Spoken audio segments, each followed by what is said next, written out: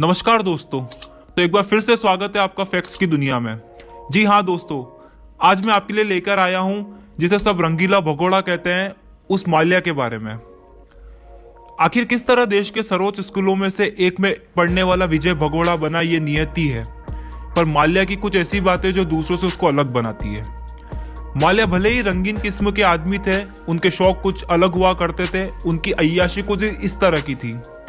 दुनिया की बेहतरीन मॉडल भी उनके साथ समय गुजारने के लिए तरसती थी। वो खुद को किंग ऑफ गुड टाइम कहते थे। उन्होंने भारतीय बैंकों में से 9,000 करोड़ रुपए का घपला किया था। आइए जानते हैं माल्या के बारे में कुछ ऐसी बातें।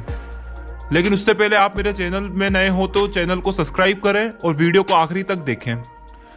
तो दोस्तों, विजय माल्या जिन्हें लेकर किंग के नाम से भी जाना जाता है, उनकी इमेज समाज के सामने एक बड़े डिफॉल्टर के रूप में सामने आई है।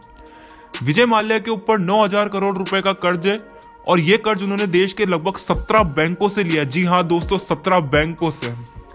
इतने बड़े कर्जे में डूबने के बाद भी माल्या की शान और शौकत में कभी कमी नहीं आई। आज हम उनको विजय माल्या के पर्सनल लाइफ के बारे में ऐसी बातें बताएंगे जिन्हें जानकर आप भी हैरान रह जाएंगे दोस्तों। विजय माल्या का जन्म 18 दिसंबर 1955 को कोलकाता के जाने माने कारोबारी विट्ठल माल्या के घर हुआ था। विजय माल्या की मां का नाम ललिता रमैया था। विजय माल्या अब तक रॉयल चैलेंजर्स, पॉलिटिशियन, मैकडोवेल, सहारा फोर्स इंडिया, मोहन बगान, ईस्ट बंगाल और किंगफिशर के मालिक रह चुके हैं। जब विजय माल्या 28 साल के थे तब उनके पिता की मौत हो गई थी। पिता की मौत के बाद विजय माल्या ने यूनाइटेड ब्रेवरीज को संभालता और केवल 10 सालों में ही उन्होंने 60 से अधिक कंपनियां स्थापित कर दी। 1995 में विजय माल्या के किंगफिशर बियर ब्रांड की शुरुआत हुई। समीरा और माल्या की शादी अधिक समय तक चल नहीं पाई और दोनों एक दूसरे से तलाक लेके बैठ गए। तलाक के बाद माल्या ने अपने पड़ोस में रहने वाली तलाकशुदा और 2 बच्चों की मां रेखा से शादी कर ली। तो दोस्तों, तलाक के बाद भी माल्या का रंगीन मिजाज खत्म नहीं हुआ और उसके बाद भी वो 2 बच्चों के बाप बन गए। विजय माल्या 2003 में जब हेलीकॉप्टर से राजनीतिक प्रचार के लिए कर्नाटक के बागलकोट में जा रहे थे, तब उनके हेलीकॉप्टर की दुर्घटना हो गई। दोस्तों, अक्सर हेलीकॉप्टर और एयरप्लेन की एयर होस्टेस भी उनकी शान और शौकत को देख के उनकी दीवानी हो जाती थी, क्योंकि विजय माल्या के पास पैसा इतना था कि जिसकी नियत कमी नहीं थी।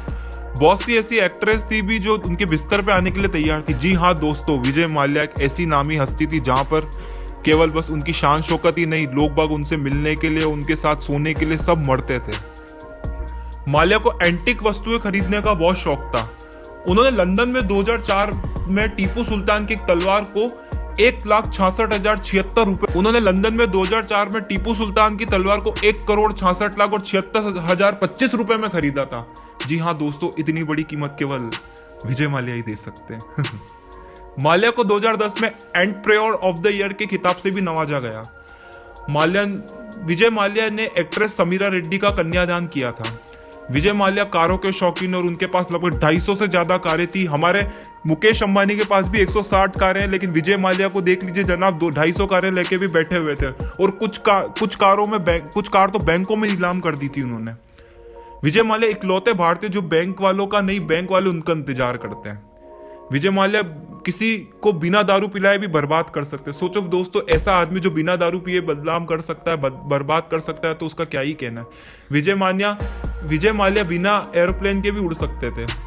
दोस्तों, यहाँ आपको ऐसा लग रहा होगा कि मैं मजाक कर रहा हूँ, पर विजय माल्या सही में उड़ सकते थे। विजय माल्या इकलौते आदमी है जिन्हें सुब्रमण्यम स्वामी को चूना लगाया था। ये वाला तो सही भी है।